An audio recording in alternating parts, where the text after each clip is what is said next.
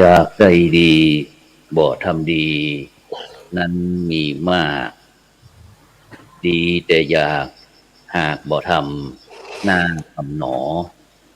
อยากได้ดีต้องทำดีอย่าดีรอดีแต่ขอรอแต่ดีบ่ดีเลยขอกราบขอธรรมสวัสดีกับบรรดาท่านผู้ฟังแล้วก็ท่านผู้ชมทุกท่านที่กำลังติดตามช่อง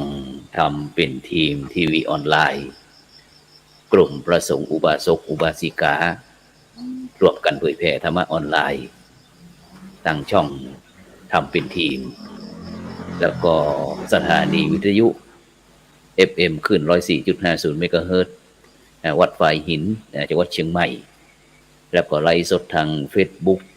ทาง YouTube ซึ่งบรรดาท่านผู้ฟังท่านผู้ชมก็สามารถที่จะรับชมตั้งเฟซทำเป็นทีมเฟซ IDTO ทำเป็นทีมสากลซึ่งในค่ำคืนนี้ก็เป็นคืนวันเสาร์ที่7เดือนพฤษภาคมปีพุทธศักราช2565เก้ากับผมอันตมภาคพระครูโสพลปริยัติพร้อมตั้งหลวงพ่อพระครูสุจิตานุรักษ์ด็อกเตอร์ท่านอาจารย์พระมหาวรเชษฐ์มหาวิริโยก็ได้นำรายการพระพุทธศาสนา4แผ่นดินมาพบกับบรรดาท่านผู้ฟังท่านผู้ชมเป็นประจำทุกคืนวันเสาร์เวลาก็ตั้งแต่ 20 นาฬิกาหรือว่า 2 ทุ่มเป็นต้นไปจนถึงเวลา 3 ทุ่มนะซึ่งบรรดาท่านผู้ฟังท่านผู้ชมก็สามารถที่จะให้การสนับสนุนโดยการให้กำลังใจกดติดตามกดไลค์กดแชร์เพื่อเป็นธรรมทานยิ่งแชร์นักก็ยิ่งได้บุญนักแชร์น้อยก็ได้บุญน้อยหรือว่าอยากจะร่วมบริจาคเป็นสาธารณกุศลนะก็ชื่อบัญชีนั้นก็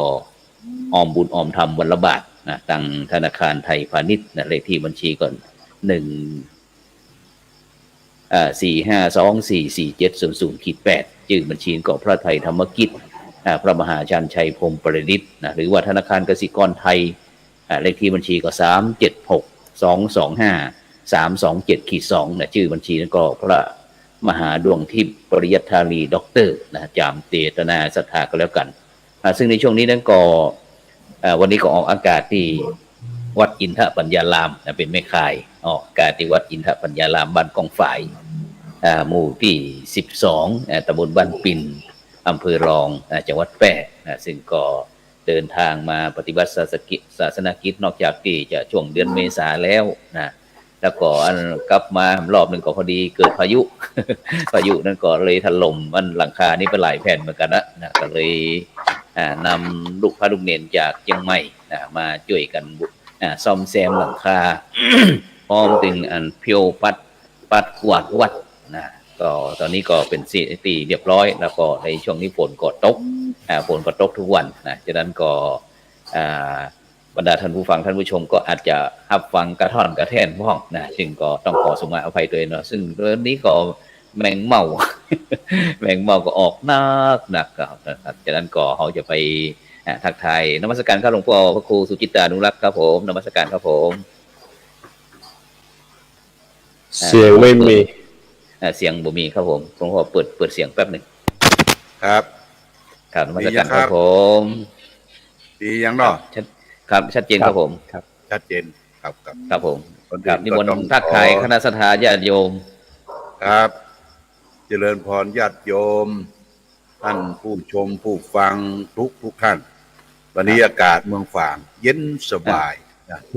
ฟ้าฝนตกลงมาตลอดทั้งวันตกหยุดก็ทำให้อากาศเย็นสบายครับวันนี้ก็คงจะได้มาพูดจาถึงเรื่องทางพระพุทธศาสนาเพราะว่าวันนี้เป็นวันที่7แล้วเนาะครับวันนี้วันที่7ครับวันเสาร์ที่7ครับ8วันเนี่ยถือว่าจะเป็นวันสำคัญยิ่งเขาทั้งหลายเสียงมาเฮาได้แบ็คกราวด์ครับลูกน้องทั้งไทยเนี่ยลูกน้องหลวงพ่อหรือว่าลูกน้องอาจารย์มหาวิทยาลัยเส้นพยางโอ้เฮาไกลครับ ลูกน้องนะ นี่มันดีนะมันมันอยู่กับวัดกับวา ครับ อย่างวัดพระบาทอุดมนี่นะมันจะแบ่งกัน สี่หมู่เนี่ยสี่พวกหมู่หนึ่งอยู่บริเวณน้ำบ่อสวาหมู่สองอยู่บริเวณสำนักปฏิบัติธรรมหมู่ที่สามอยู่พุ่นที่โรงเรียนหมู่ที่สี่ก็อยู่หน้าอุโบสถหน้าวิหารสี่หมู่สี่ก๊ก ครับผมแต่ล้ำแดนกันไม่ได้เรื่องมาเนี่ยมันล้ำแดน ครับมันพิษมันเถียงในห้องก่อนหลวงพ่อครับ มันมีปัญหาที่มาดูแลหลวงพ่อเนี่ยมีสองตัวหนึ่งชื่อว่าไอ้หมอกตัวหนึ่งชื่อว่าไอ้โจ้ไอ้หมอกนี่มันมาก่อนมาอยู่ก่อนไอ้โจ้นี่มาทีหลังทีนี้ไอ้หมอกเลยชนะมัน ทีนี้วันนั้นไอ้หมอกเนี่ยมันเป็นโรคลำไส้มันไปขางหลวงพ่อนะหลวงพ่อยังซื้อเนี่ยซื้อฮอทดอกมาซื้อมาก็ต้องซื้อมา2 อันครับคือ2 ตัวทีนี้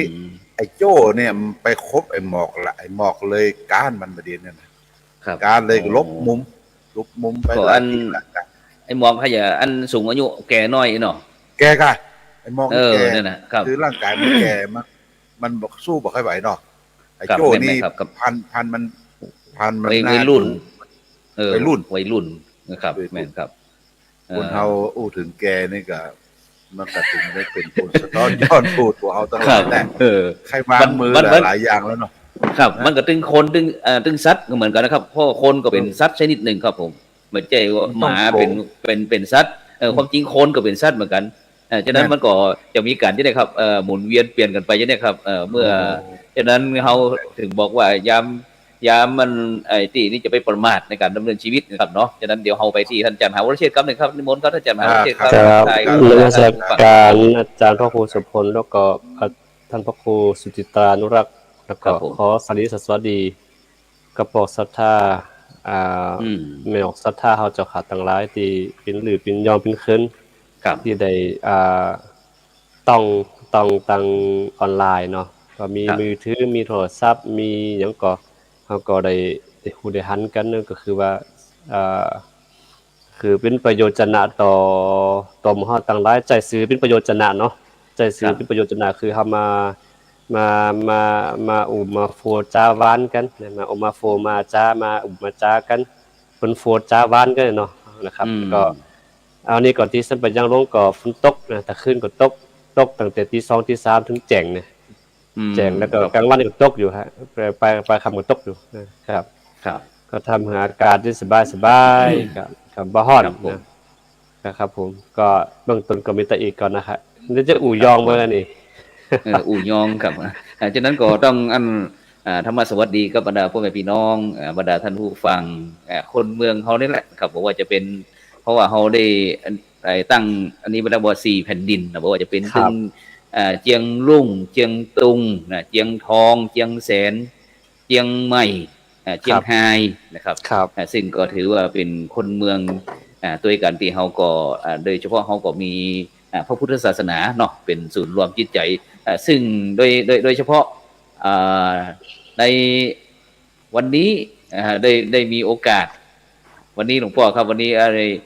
ตั้งพระครูโสพลได้มีโอกาสครับได้เอาญาติผู้ใหญ่กับญาติผู้ใหญ่ได้มาทำบุญถึงบรรพชนครับเพราะว่าพระครูโสพลนี้ถ้าต้นตระกูลนี้มันไปที่ต้นตระกูลแท้ๆที่เพิ่นมาปากันมาคือปะอุ้ยนานหลวงครับเป็นปะอุ้ยนานหลวงนะครับอพยพมาจากเจียง12 ปันนาครับผ่านตั้งเจียงแสนเจียงของนะครับเลาะน้ำโขงมาพ่องแล้วก็เข้ามาเจียงคำมาตั้งพะเยาพ่องนะครับแล้วก็มาตั้งปิงวังยมน่านอย่างกันครับนะซึ่งคนแต่ก่อนเพิ่นก็การสัญจรนะครับเนาะก็เดินต่างๆโดยตามแม่น้ำต่างๆนะครับฉะนั้นก็วันนี้ก็เลยมีคุณป้าอีกเนาะคุณป้านะซึ่งก็เป็นรุ่นที่3ละรุ่นที่3นี่ก็คุณป้านี่รุ่นที่3นี่ตอนนี้90หลวงพ่อนะ คน คนซ้ายมือหลวงพ่อคนที่ใส่เสื้อลายเนี่ยอายุ90หลวงพ่อ โอ้ นี่คุณป้าของผมเนี่ยนะครับ นี่พี่สาวเก่าของป่อแล้วก็คนที่สองนี้เป็นเอ้ยป่อคนแรกนี่ก็คือคุณยายวิภาคุณยายวิภาแก้วคำแสนหรือว่าธรรมเสถียรนี่เป็นก่อนอยู่กรุงเทพไปเด้อเนาะเป็น90ละแล้วก็คนที่สองนี้เป็นน้องสาวเปิ้นนี่ก็87นะครับโอ้คนที่สองนี่แล้วก็คนที่สามนี่ป่อโยมป่อครับผมโอ้อายุป่อยืนนี่ก็85นี่85ปุ๋ยถึงแก้วคำแสนนี่นะนี่อันแล้วก็นี่น้องบ่าวล่า70ปลายขาดไปคนหนึ่งขาดไปคนหนึ่งก็บ่ใครสะดวกในการเดินเหินต่างน้องบ่าวของป่อนี่แหละฉะนั้นเขาก็เลยอันมานัดกันนั้นว่าในหมู่ป่าเพราะว่าช่วงปีใหม่นั้นมันโควิดครับช่วงปีใหม่หรือว่ามหาสงกรานต์โควิดครับก็เลยชวนกันมาทำบุญถึงกันบรรพบุรุษบรรพชนซึ่งปู่อุ้ยนันหลวงซึ่งวันก่อนนั้นก็ได้ถามผู้ฮู้ต่างๆที่ผมก็ได้เดินตามตั้งแต่12ปันนามาแล้วครับก็ติดตามมันกำลังเขียนประวัติของอันหมู่บ้านกับซึ่งปู่อุ้ยนันหลวงเนี่ยเพิ่นได้พาภรรยาป้าลูกป้าหลานต่างๆเข้ามาตั้งหมู่บ้านเนี่ยที่พระครูโสพลสร้างวัดเนี่ยครับพระครูโสพลนี่เป็นรุ่น4รุ่น4นะครับเลยสร้างวัดไว้ชื่อว่าวัดอินทปัญญารามนะครับวัดอินทปัญญารามครับสร้างไว้ในพระพุทธศาสนาเพราะคำว่าปู่อุ้ยนันหลวงนี่ถามผู้ฮู้เพิ่นบอกว่าอ๋ออดีตนั้นเป็นพระเจ้าหลวงครับเป็นพระเจ้าหลวงแล้วก็ได้สิกขาลาเพศมามีครอบมีครัวครับมีครอบมีครัวแล้วก็อันอย่างว่าเนาะเปิ้นสงสัยหน้าตาดีมีครอบครัวหลายบ้านหลายบ้านก็เลยอันทำให้อันตกมาทอดผมก็แปลกใจกันว่าตั้งครอบครัวเฮาอย่างมาชอบในการบวชการสงฆ์เสียเหลือเกินครับโดยเฉพาะที่ครอบครัวผมนี่บวชทุกคนครับหลวงพ่อครับมีอันลูกบ่าวนี่ตั้ง7คนนะโยมพ่อด้วยนะโยมพ่อโยมแม่ก็ต้องการได้ลูกมายิงสักคนหนึ่งรอแล้วรอเล่ารอจากคนที่1เป็นที่2 3 4 5 6จนคนที่7ก็ยังเป็นป้อจ่ายอยู่ตัดสินใจ7จ่ายเหรอที่7จ่ายจะบวกไว้ก็แพงครับหลวงพ่อครับ7ป้อจ่ายหลวงพ่อนะจำบวกไว้ก็แห้งก็ว่าเนาะว่าอันเป็นอย่างคนทั้งบ้านตั้งครอบครัวของพระครูโสพลถึงชอบบวช7จ่ายนี่บวชหมดหรือยังครับบวชทั้งหมดแล้วครับเป็นผู้เจ้า3ตนหลวงพ่อครับ2คนนั้นมีครอบครัวแล้วเพิ่นก็อันได้สละแล้วก็อันบวชมีผู้เจ้า3ตนนะครับพ่อครอบครัว7คนนี่นะแต่ผมที่ผมก็บอกคือเพิ่นบอกคือเจ้าบ้านบอกว่านั่นยกเว้นอันพระครูโสพลตนหนึ่งนี่นะใครบ่ต้องมาจีบเด้อนี่นะถ้าจีบก็เตรียมตัวอกหักได้เลยเพราะว่าถวายอกคือ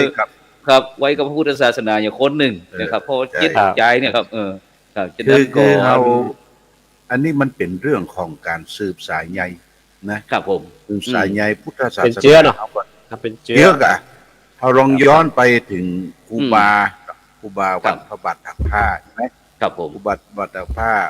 พี่เปิ้นน้องเปิ้นแล้วก็ป้อก็เป็นครูบาป้อเปิ้นนะออกบวชทั้งหมดแต่เปิ้นว่าครูบาเจ้าเป็งครูบาเป็งครูบาเป็งถ้าขึ้นไปพระธาตุบนพุ่นเนาะมันจะมีพระธาตุที่ว่าพระธาตุ4ครูบาครับผมเป็นที่น่าศึกษาเนี่ยมันเป็นสารสืบสายใยถ้าพ่อเข้าถึงธรรมลูกเข้าถึงธรรมมันจักนำไปเป็นสัมมาทิฏฐิเนาะสัมมาทิฏฐิในครอบครัวในสังคมถ้าย้อนนี่ก็เหมือนเฮาย้อนไปสมัยพุทธกาลเนาะพอลูกบวชปุ๊บไปฟังธรรมพระเจ้าพ่อกับแม่กับภริยาบวชหมดนะพ่อครูเนาะที่ส่วนก็สละคารวะยาวเลินไปอยู่ไปฟังนักของธรรมอย่างนี้นะเพราะว่าพอฟังธรรมปุ๊บเพิ่นก็ได้สติปัญญาเรื่องการว่าการเกิดมาเป็นทุกข์เน้อเนี่ยครับเนาะการเกิดเป็นทุกข์การที่จะดำรงชีพก็เป็นทุกข์การนี่ก็ทุกข์เนี่ย วันนั้นฟังธรรมก็ต้องบำเพ็ญเอาตังจิตให้มันลดพ้นไปเห็นเนาะลดพ้นจาก แน่น อาสวะตั้งหลายตั้งปวงที่จะเป็นเลือดเป็นเนื้อที่จะเกิดภพภูมิต่อไปเนี่ยมันก็นี่คือถ้าเป็นนี่ก็เป็นการว่าเข้าถึงแก่นเข้าถึงอย่างนี้มันตึงแบบกลัวตายนะครับมันตึงแบบกลัวตายสละไปเที่ยงเนี่ยมันก็จะดีครับ แน่น ศาสนาของเราจะ โดยเฉพาะอย่างยิ่งที่ ครับผม หลวงพ่อคิดนะคือว่าศีลห้านี่นะศีล ครับ ห้าเนี่ยเพิ่นจะถือกันอย่างดียิ่งสำหรับครอบครัวที่ ที่ ครั เพิ่ บ นลูกได้บวชได้ห้ามได้เฮียนเนี่ย ครั มั บ นมีหิริเนาะมันมีหิริ ครับ มีความละอา อืม แก่ใจสะดุ้งหัวม ลูกเขาก็เป็นตุเป็นพระเป็นเนน ครับ กูเตื้อเมาอ่ะลองตองแตงเนี่ยมันปฏิวัติตัวเองได้นะครับ สอนตัวเองได้เนี่ยด้วยอาศัยมีความละอาย ก็ อืม มันสังคมตัวเองสังคมบีบ ครับ เลยลูกมึงนะเป็นพระเป็นตุแล้วเนอะอย่าไปเนี่ยยังเขานี่มาได้ นี่คืออานิสงส์การได้บวชเป็นเป็กตุบวชพระลูกหลานนะครับ ครับ ดีมาก ซึ่งหัวใจผมเป็นรุ่นสุดท้ายหลวงพ่อครับ แม้แต่กระทั่งรุ่นหลานผมในปัจจุบันนี้ก็ยังบวชนะครับ หมู่บ้านผมนี้ชื่อว่าบ้านกองฝ่ายหมู่ที่12นะครับผมว่าน่าจะมีพระมีเนนถ้าในภาคเหนือเขาอาจจะเป็นหมู่บ้านที่มีพระเนนนักที่สุดก็ได้ครับเพราะว่ามัน10 กว่ารูปครับ มีรูปแล้วก็มีแค่100 กว่าหลังคาบ่ได้นะครับ ครับ มี100 กว่าหลังคาบ่ได้ ตอนนี้รุ่นลูกบ่าวของน้องบ่าวผมนี่นะครับ น้องล่านี่ก็บวชครับบวชถึงมี2ผู้ชาย2 คนก็บวชนะครับบวชถึง2 คนนะ โลซาตุครับ ผมก็ว่าครับ แต่ถ้าครอบครัวอื่นเพิ่นก็บ่บวชนะหลวงพ่อนะบ่ได้บวชก็จะเป็น ครับ ครอบครัวเนี่ยเป็นหลักเพราะว่าครอบครัวหมู่นี้เป็นสร้างหมู่บ้านแล้วก็ได้อาจจะปาลูกปาหลาน ผู้เสียสละนะพระครูเนาะ มันบ่ คือครอบครัว เข้าใจเหมือนกัน ที่เสียสละ ว่ามันจะเป็นกรรมพันธุ์ก็ ครับ มันเป็น ผม สาย รู้สึกว่ามัน เชื้อ มันเป็นสายเลือดอย่างที่หลวงพ่อว่านะครับเนาะ ครับ มัน อย่าง ไฟ ผม ทีนี้ มั ย้อนไป ตายล่า ย้อนไปหา มีตายล่า อาจารย์ มีตายล่ากับบวชคนเดียวเนี่ย ครับ อาจารย์มหาวรเชษฐ์ ครับผม คือเอามาสังเกตอย่าง12 ปันนาเชียงตุง อืม ถ้าลูกพ่อชายเนี่ยนะลูก ครับ เกิดมาเป็นพ่อชายมักจะบวชกันเนาะทุกครอบครั บ ว วชทุกคนน้อยคนที่มันได้บวชครับ ครับ ถ้าคนที่ได้บวช น้อยคน ถือว่ามีบุญได้เกิดมา แต่ว่าบ่ได้เข้าไปศึกษาพระธรรมคำสอน ครับ ก็คือจะอ่านหนังสือนึงมันมีเหตุบังคับอยู่ว่า ถ้าเฮาบ่ได้บวชเนี่ยหนังสือก็ต้องอ่านบ่ได้ อืม แล้วก็คือเหตุการณ์บ้านเมืองสมัยนั้นมันจะเหมือนปัจจุบันนะพระครู ครับ หนึ่งเหตุการณ์สงครามหนึ่งต้องถูกเป็นลูกหาบแถมอะ ครับ ถ้าใครบวชถ้าเป็นตุ๊ดเจ้าเนี่ยเฮาหมู่ทหารบ่มากวนเฮาหรอกครับพระครู ใช่ อันนี้คือส่วนหนึ่งที่เขาบวชกัน ครับ แต่หน้าปัจจุบันนี้กัตตนปัตนะพระครูครับละอ่อนบวชน้อยลงนะครับ เพราะอย่างจ้องตางเขามีนักขึ้น จ้องตางที่จะไปทำมาหากินนักขึ้น เหมือนเมื่อก่อนนี่หนึ่งนอกจากซึกไปไถนาเหียสองไปเป็นลูกหาบ อืม ก็ทำให้การว่าละอ่อนเนี่ยมันบ่อยากจะทนความยากลำบากก็เลยมาบวชกัน อันนี้ก็ส่วนหนึ่งนะครับ และอีกอย่างนึงคือเป้าหมายคือว่าต้องการอ่านหนังสือคือได้ เพราะอ่านหนังสือตัวกาคะกาคะงะกากากิกีกูมาได้ปุ๊บเนี่ยมันซึกออกมาแล้วมันมีสังขารราศีเนาะครับมันเนาะนะครับที่กับไปมันสามารถห้องเก้าห้องขวัญอาใจโยโนพันเตอาจกรรมมันห้องกันได้ อันนี้ก็คือเป็น โอ้ยง่ายว่าถ้าบวชแล้วมีของดีที่ตัวไอ้เด้อเนาะ ครับครับ เอาตัวรอดอีเนาะครับผม ท้ายแล้วก็เป็นการบวชในสมาแต่มันเป็นที่ ครับ ผมฮักผมไม่ยิงเลยนะ โอ้ เป็นอันโน เหมือนว่าบวชก่อนเบียดนี่เนาะบวช คือ ก่อน ส่วนมาก เบีย จะ ด บวชตั้งแต่น้อยครับพระครูครับคือเนี่ย ครับ เขาได้ยินว่า ถ้าบวชแล้วห้ามซึกแล้วห้ามบวชมึงยอมเลยครับห้ามบวชเพราะว่า มึงย้อนนะ บวชแล้วเขาจะบอกกลับไหวเลยเพราะว่าสมาเตอะมันผ่านไม่ยิงมันแล้วเขาไม่เคยไหวกัน ครับ โอ้ น้ำจิ้มจะมีครับ ตู้ปอดตู้ลุงของเพราะนิยมเหมือนเนาะ บานิยมครับซึกแล้วต้อง อ๋อ ซึกแล้วก็ซึกไปเลยคือว่า ถ้าซึกแล้วไปบวชปุ๊บเนี่ยเขาว่าเป็นคนที่แบบเอาการเอางานเป็นคนบัดแต้เป็นคนต่อสู้ ครับ นะครับบวชกับบวชยาวเลย ถ้าบวชแล้วคนใจอย่างแล้วแต่สมาแต่ถ้าอู้ตามทำเนียมที่เขาหันอยู่ก็คือ จะอย่างนั้นแล้วแต่ที่เขาหันอ่ะ ก็มีคนไหวอยู่ แต่ถ้าซึกแล้วบ่ต้องถามครับ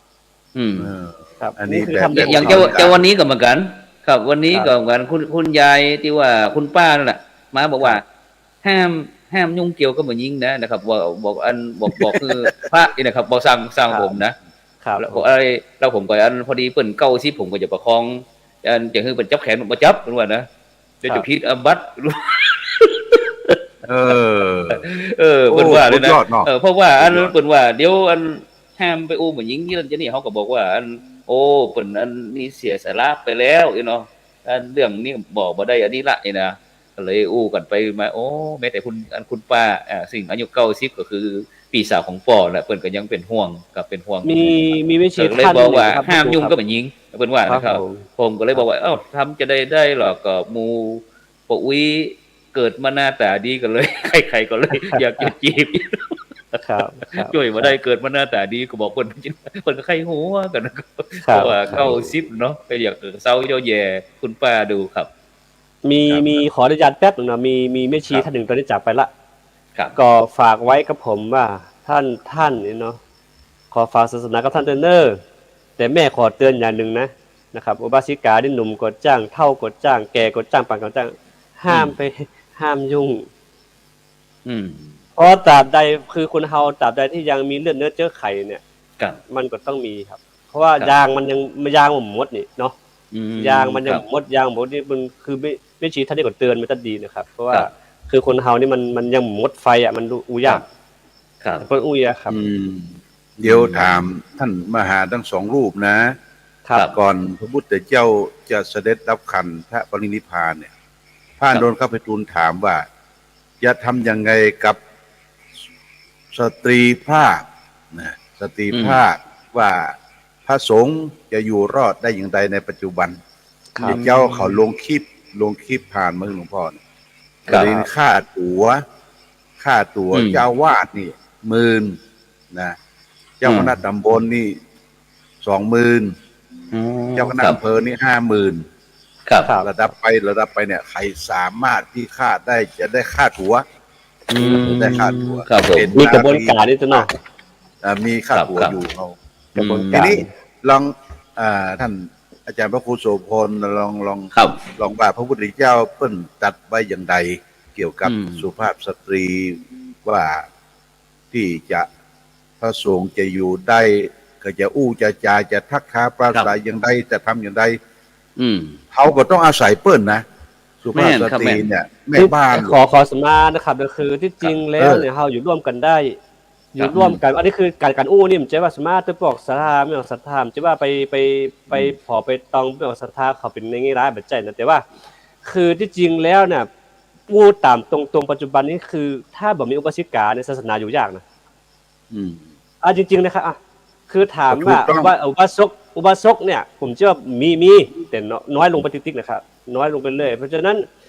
เราต้องมองส่วนรวมว่าจะทำอย่างไรจะเกื้อหนุนกันอย่างไรมากกว่า เพราะฉะนั้นคือการทุกสงสัยว่าพวกศรัทธาของเฮาของฮู้อย่างแม่อุ้ยตะเกีย90 ปีห้ามมาแต่ต้องห้ามมายุ่งเนี่ยคือเปิ้น ครับ เปิ้นฮู้แต่เปิ้นเตือนลูกหลานให้หวังดี อืม แต่ทีนี้คือถ้าสมมติว่าเฮา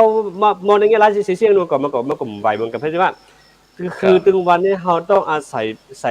อุบาสิกาเสียส่วนมาก เนี่ย อันนี้อู้ตรงๆเลยเพราะฉะนั้นคือต้องมองว่ามองหลังเลยหน้า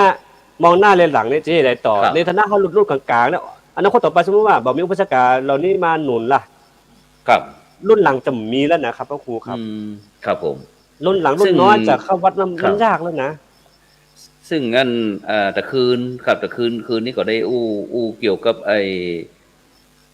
บทบาทพระสงฆ์ในการสาธารณสงเคราะห์ครับกับหลวงพ่อพระครูภาวนาธรรมธาลี ครับ ธรรมธาลีเจ้าคณะอำเภอเมืองประจวบปราจีนบุรีแล้วก็ท่านอาจารย์พระมหาอุกฤษนะครับประพัสโลนะครับ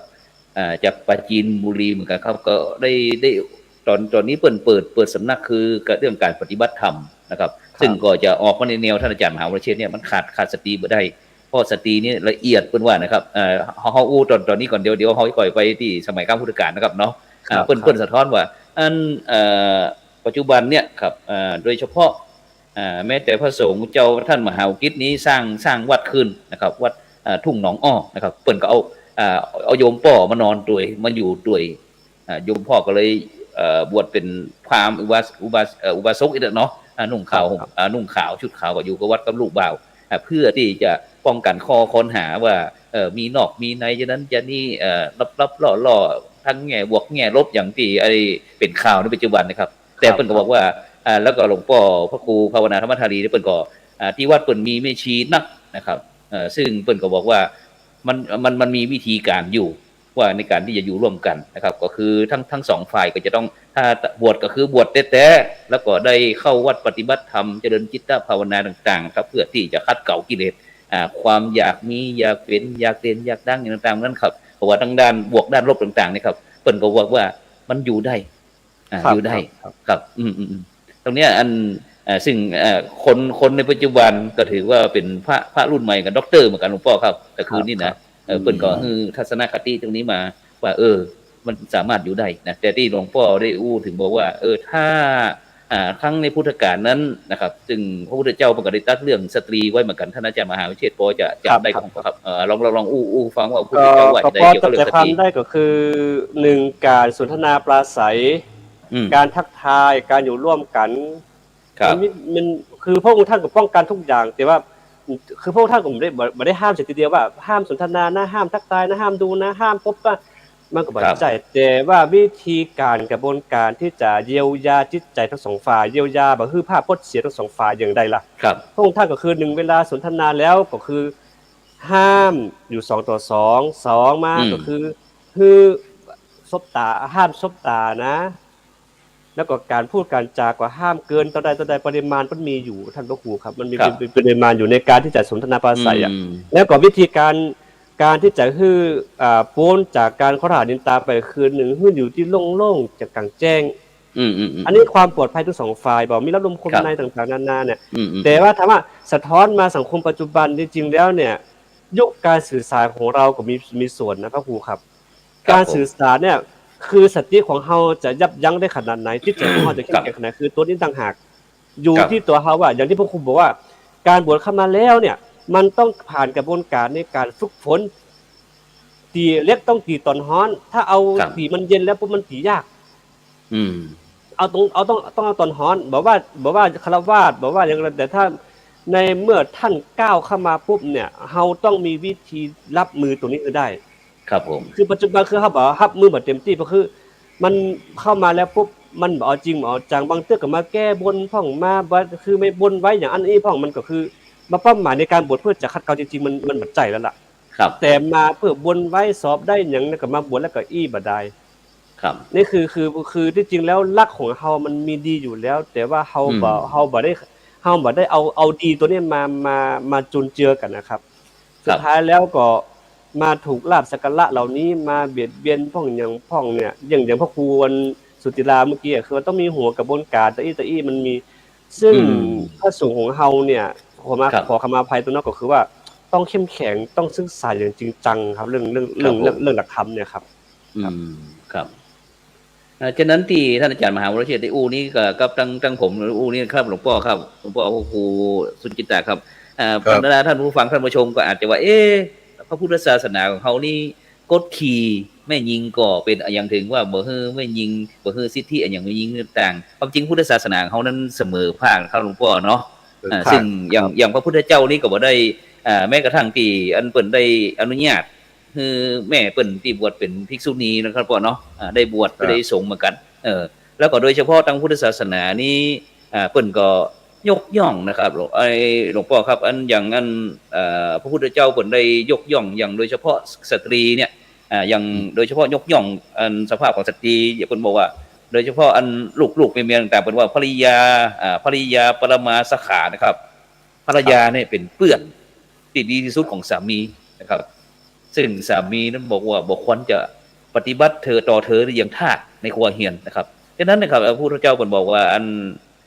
โดยเฉพาะสตรีเปิ้นจะยกย่องครับยกย่องแล้วถือว่าเป็นภรรยาที่แท้นะครับแล้วก็บ่ดูหมิ่นเหยียดหยามหรือว่าบ่อยากให้ภรรยาเนี่ยเสียอกเสียใจเนี่ยให้มันเสถียรจิตเสถียรใจแล้วก็ทนุถนอมน้ำใจนะครับภรรยาแล้วก็มอบความเป็นใหญ่นะครับต่อในครัวเรือนนะครับแล้วก็มอบของเครื่องที่ควรประดับเครื่องตกแต่งกันเนี่ยคือเต็มที่เลยนะครับเนี่ยฉะนั้นก็ที่หลวงพ่อถามว่ามันจะได้ที่พระพุทธเจ้าได้นะครับบอกว่าถึงแม้ที่ท่านอาจารย์มหาวเชษฐ์บอกว่าเดี๋ยวจะขยายท่านอาจารย์มหาวเชษฐ์จะขยายที่พระพุทธเจ้ากำหนึ่งที่ว่าพระพุทธเจ้าได้ตรัสว่าเนี่ยถ้าเวลาอยู่ก็เหมือนยิงเนี่ยจะได้วิธีการปฏิบัติต่อกันเนี่ย คือ ครับผม สรุปแล้วเนาะ ครับ สติอย่างเดียวเนาะ ครับผม สติอย่าอู้อย่าพูดอย่าคิดอย่าทำ อืม อย่างพระพุทธเจ้าตรัดเรื่องอนิยตสองก็เหมือนกัน คือ ครับผม อย่าไปอยู่ในที่รับหูรับตา แม่นครับ รับหูก็คืออยู่ที่แจ้งแต่ว่าบ่สามารถที่จะได้ยินเสียงทั้งสองคุยกัน อืม รับตาก็อยู่ในห้องที่อับที่มี ครับ อย่างมาปิดบังมิดชิดรับ ครับ หูรับตา มันหมิ่นเมต่อความเป็นพระที่เป็นประพฤติพรหมจรรย์ ครับ ครับ สุภาพสตรีก็ถึงว่าเป็นข้าศึกแก่การประพฤติพรหมจรรย์ ครับ แต่ว่าถ้าขาดอุบาสิกาไปเนี่ยมันไปบ่รอดพระพุทธเจ้าฝากศาสนาไว้สี่ท่าน แม่นครับแม่น สี่ ครับ บริษัทนะภิกษุภิกษุณีอุบาสกอุบาสิกาเป็นฝากศาสนาไว้ เมื่อเขาขาดอุบาสิกาไปบอกก้อยจันลงรักษาพุทธศาสนานี่เขาก็ไปบ่ฮอดไปบ่ฮอดอย่างถึงวันสำนักปฏิบัติธรรมก็ดีที่ไหนก็ดี ผู้ที่จะเป็นผู้ที่เชื่อมประสานงานแตนหูแตนตาบอกกล่าวชักจูงนี่ส่วนมาก สุภาพสตรีอุบาสิกานี่จะมีบทบาทกว่าอุบาสกเนาะอุบาสกนี่ก็ท่านก็มาบวชพ่อง อาจจะมาปฏิบัติธรรมพ่อง แต่คนที่จะดูแลทุกสิ่งทุกอย่างนั่นคืออุบาสิกานี่ ผมขอแทรกนิดหนึ่งครับครูครับขออนุญาตแทรกคือว่ามีโยมท่านหนึ่งพูดว่า เอ๊ะทำไมเขามองผมก็ถามว่า เอ๊ะทำไมอุบาสิกาโยมอุบาสิกาว่า ปัจจุบันนี้ทำไม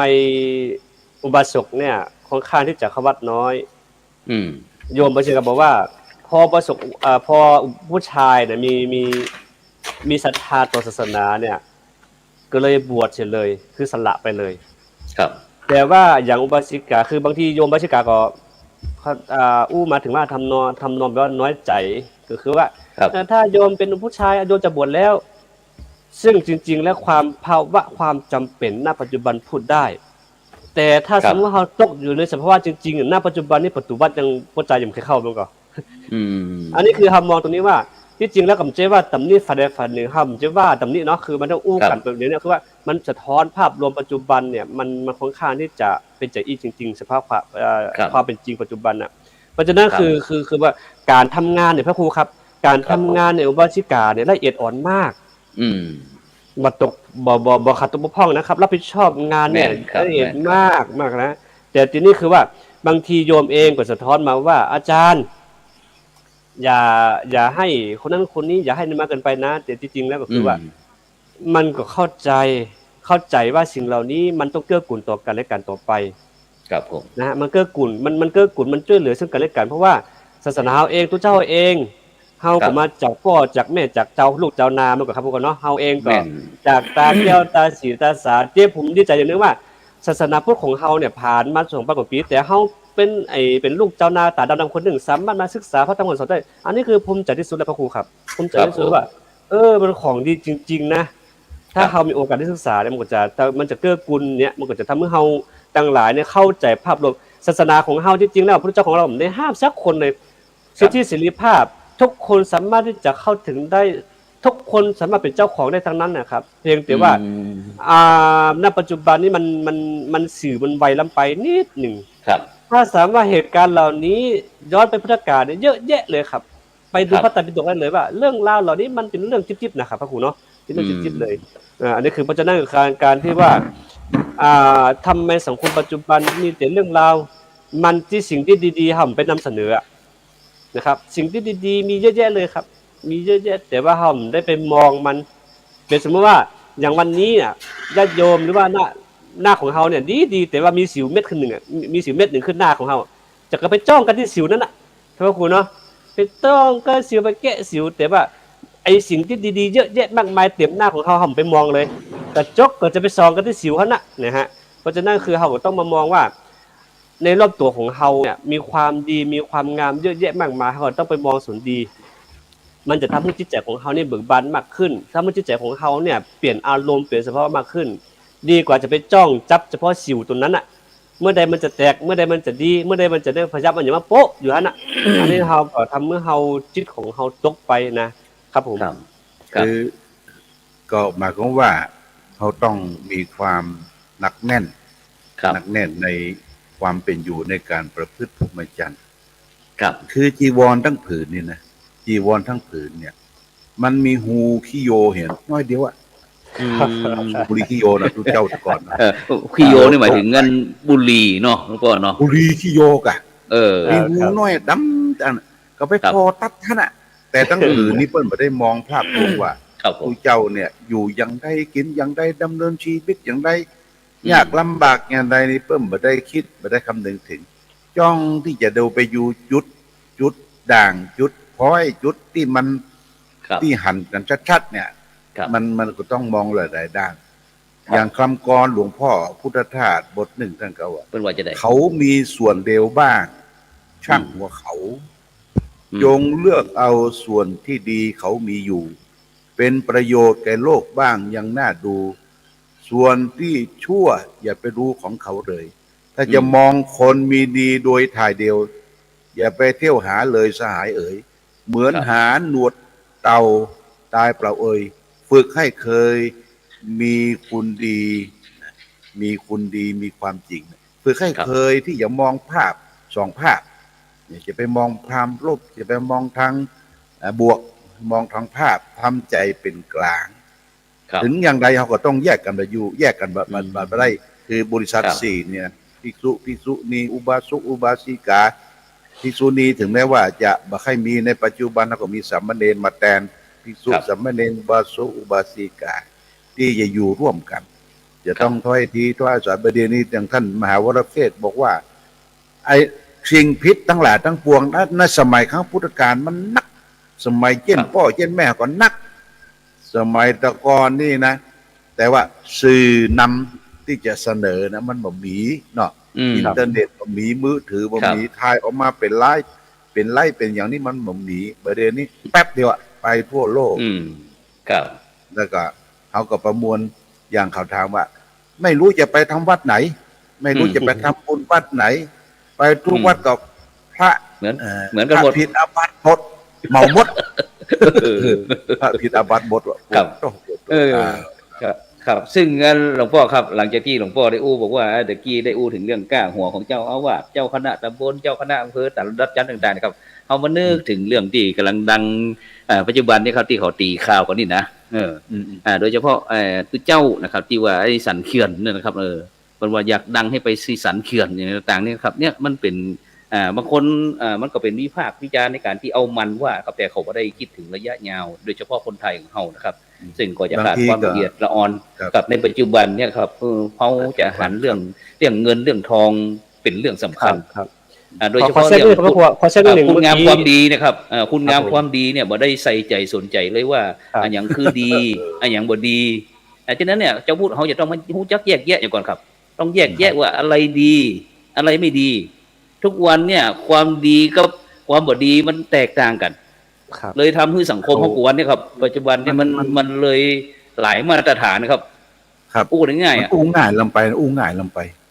ครับ พูดง่าย อืม อู้ง่ายบ่ได้มองเจาะลึกถึงว่า กว่าที่เปิ้นมาเป็นขโยมกว่ามาเป็นพระเป็น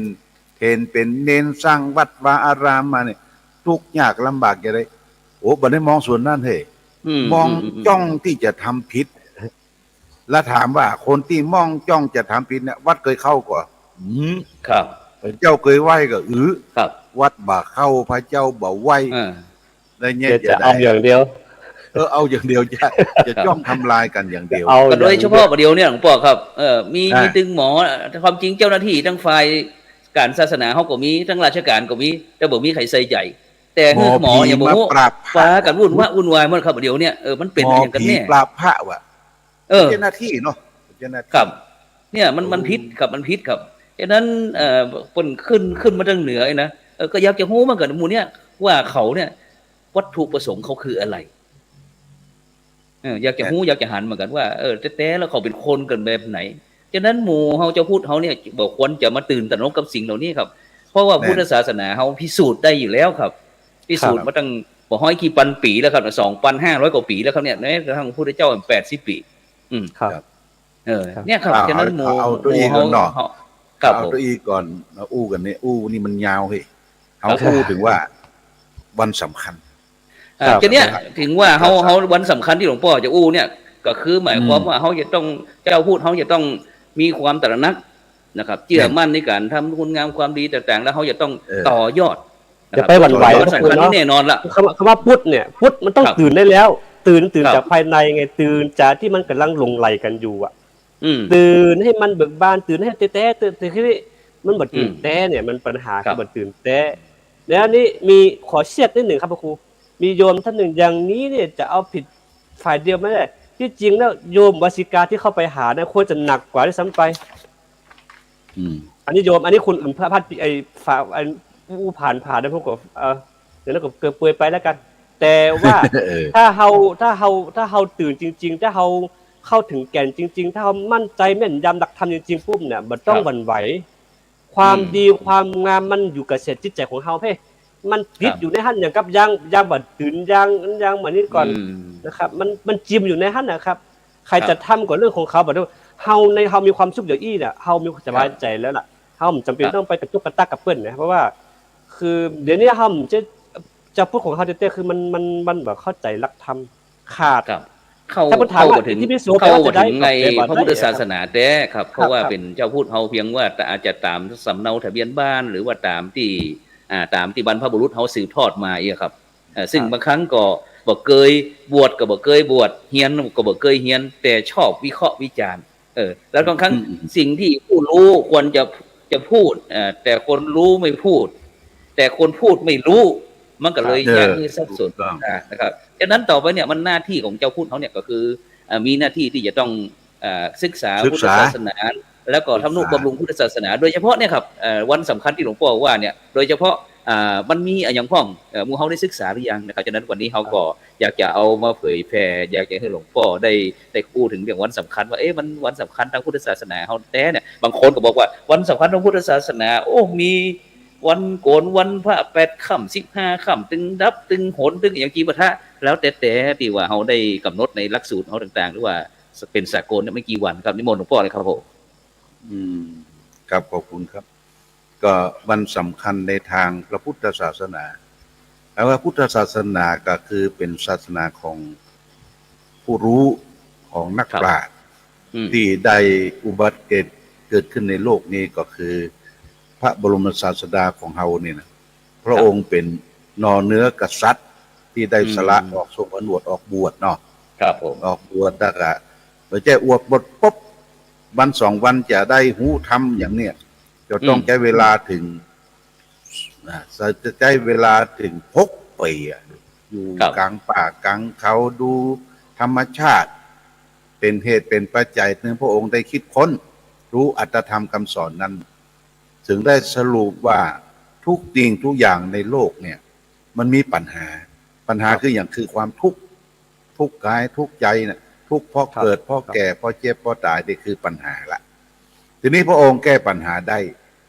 และหนทางที่จะให้เจ้าผู้เท่าเดินนะก็มีไว้หรือ8 เส้นเนาะ8 เส้นมรรคมีองค์8มรรค8 ประการนะกว่าที่เขาจะถึงความสุขสงบนิโรธถึงนิพพานได้จะต้องเดินตามนี้ตามมรรค8 ประการเนี่ยแต่ว่าในช่วงการที่จะเดินทางแก้ไขปัญหาทุกข์นะปัญหาทุกข์นี่จู่ๆไม่ใช่เกิดเองนะมันมีต้นเหตุเป็นปัจจัยที่เกิดมาคือตัวต้นเหตุความทุกข์คือสมุทัยพระบรมศาสดาเราเนี่ยเพิ่นวางรากวางฐานหลักธรรมคำสอนสัจธรรมเนี่ยสามารถที่จะเดินรอยตามปฏิบัติได้และก็ถึงความสุขได้อย่างแท้จริงความสุขมนุษย์โลกเนี่ยมี2 สุขหนึ่งคือสามิตรสุขคือสุขที่ประกอบโดยอามิตรคือสิ่งของที่เราอาศัยในปัจจุบันนี้แถมสุขหนึ่งคือสุขที่บ่ได้อิงอามิตรคือสิ่งของนารามิตรสุขคือสุขอิงเนคขมมะคือเอาใจเข้าบวช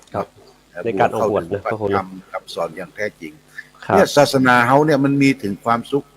ภัยที่มีความสุขกายสุขใจได้คือจุดยอดของศาสนาที่ศาสนาเขาเนี่ยมีถึงความสุขกายสุขใจสุขกายก็ดังที่เฮาก็ฮู้ทราบกันว่าบ่มีโรคภัยไข้เจ็บมีอิสระแก่กายบ่มีเครื่องพันธะผูกพันหยัง สุขใจก็คือจิตใจสะอาดสว่าง ครับ สงบมี ครับ ศีลมีสมาธิมีปัญญามีสุข ครับผม ใจเพราะฉะนั้นเมื่อพระบรมศาสดาเฮาตรัสรู้ธรรมเป็นสัจธรรมของโลกไม่ใช่เฉพาะชาวพุทธนะมนุษย์โลกทุกคนเนี่ยสามารถเรียนรู้เข้าใจเข้าถึงได้และสามารถที่นำมาใช้ปรับในชีวิตประจำวันของเขาเป็น ครับ ศาสนาเป็นคำสอนที่มันบัดตึกนะบัด ครับ ตึก ครับ ยิ่งศึกษาเข้าไปยิ่งสงบเย็นเข้าไปติ๊กๆเนี่ยจนสุดท้ายก็ถึงนิพพานนิพพาน สาธุครับพระครูครับ อันที่จริงแล้วก็คือเรื่องนี้นะครับพระครูเนาะก็คือที่จริงแล้วน่ะมันทุกคนมีอยู่แล้วนะครับ มีทั้งกิเลสมีทั้งนิพพานมีทั้งพยามารในตัวของเราเองแล้ว ก็ เพียงแต่ว่า ถู กระบวนการที่จะคือเฮาที่จริงพระพุทธองค์นี่ฉลาดนะฮะพระครูครับพระพุทธฉลาดมากคือพระครูไอ้พระองค์ของเราเนี่ยทดสอบก่อนทุกอย่างก่อนออกบวช ทดลองมาก่อนแล้ว ชั่วก็ตามมีครอบครัวแล้วก็ตามมีทายาทแล้วก็ตาม คือทดลองก่อน ทดลองจนหูน้ำจิ้มจนหูน้ำจิ้มว่าอันนี้กดจิ้มอันนี้กดจางมันบัดใจนะยังป่องใจนะภาษายังป่องใจยังบัดสว่างใจเนาะยังบัดสว่างใจปุ๊บจะทำได้มันสว่างใจนะครับคือบางคือปัจจุบันนี่แหละสมมติว่าเฮากำลังมีความสุขกับมีครอบครัวมีแฟนใหม่ อันนี้แค่อย่างไรพระครูครับ โลกียะ แค่เผินโลกียะคือ โลกียะ หมายความ สุข ว่ามันบัจิรังยั่งยืน เออ แต่พระองค์ของเราเนี่ยลองมีครอบครัวดูสิวิจัยก่อน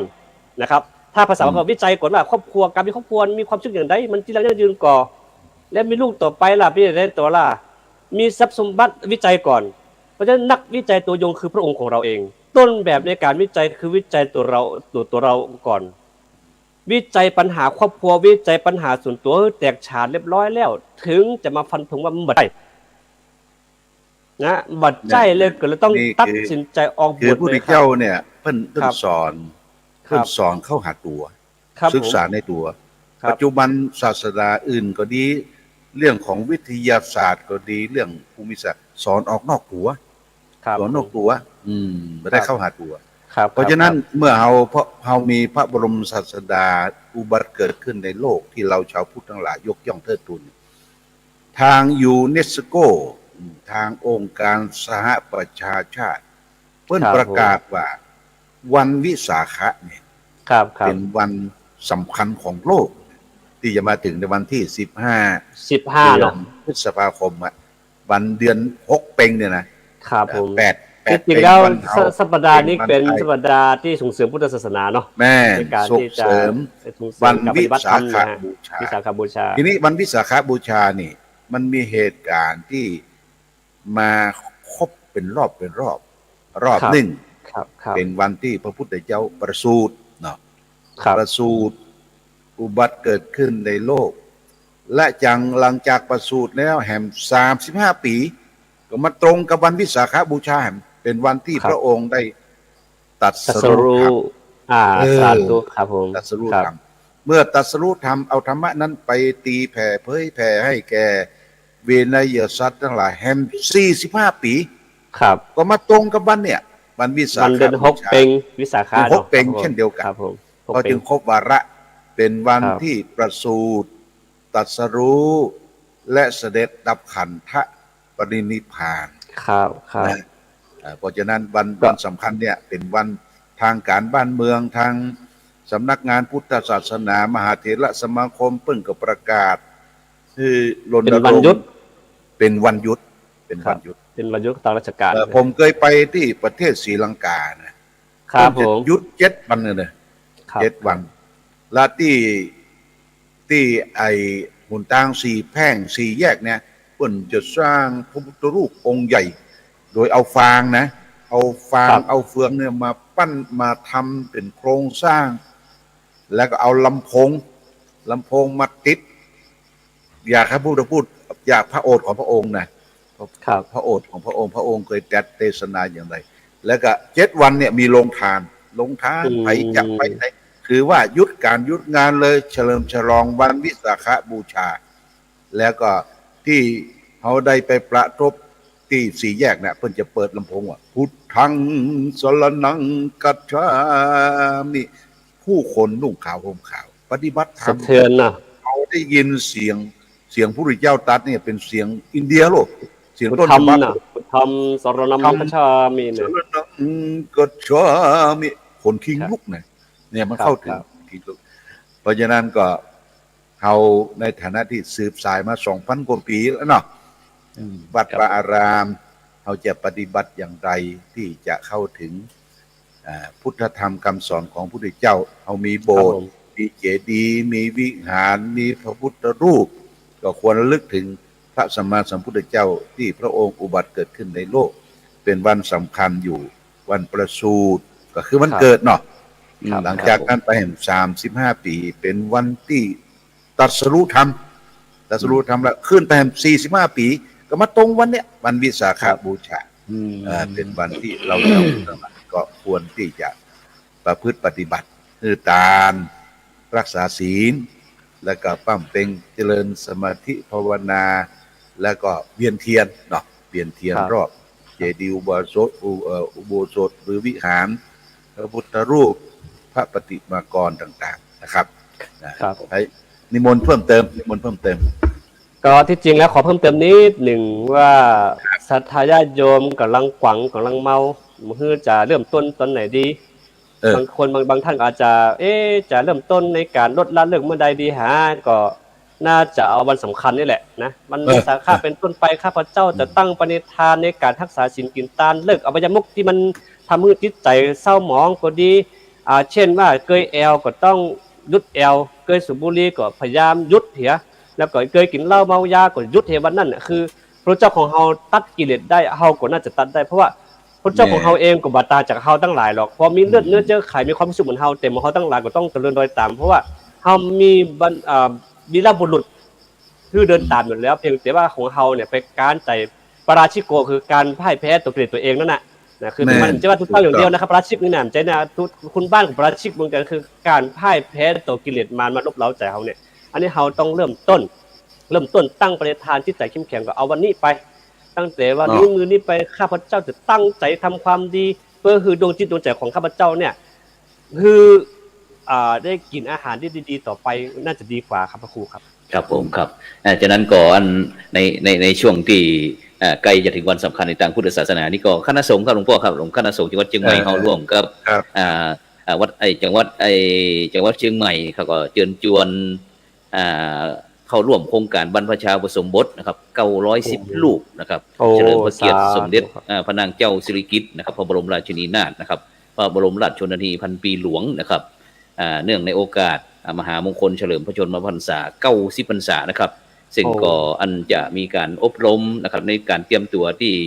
อบรมก่อนบวชนี่ก็ที่วันที่21นะครับกรกฎาคมนะครับกรกฎาคมนี้ก็เปิงนะครับวัดลำเปิงตะโพธารามแล้วก็วันที่25กรกฎาคมนี้ก็เวลา 4 โมงแรงนะครับ